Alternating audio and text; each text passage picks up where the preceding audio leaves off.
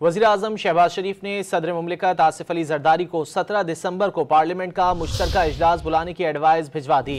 ज़राए के मुताबिक मुश्तरका इजलास में दीनी मदारिस की रजिस्ट्रेशन समेत 8 बिल्स की मंजूरी का इम्कान है। मज़ीद जान लेते हैं डॉन न्यूज़ के नुमाइंदे इरफान सदुज़ई से। इरफान, क्या तफसीलात हैं?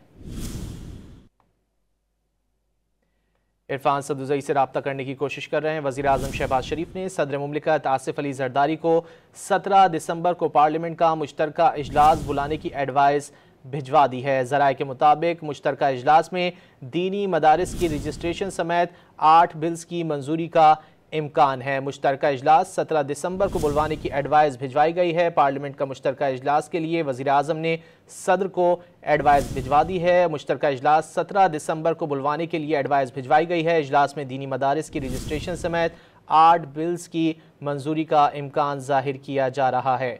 वज़ीर आज़म शहबाज शरीफ की जानिब से सदर मुमलिकत आसिफ अली जरदारी को 17 दिसंबर को पार्लियामेंट का मुश्तरका इजलास बुलाने की एडवाइस भिजवाई गई है।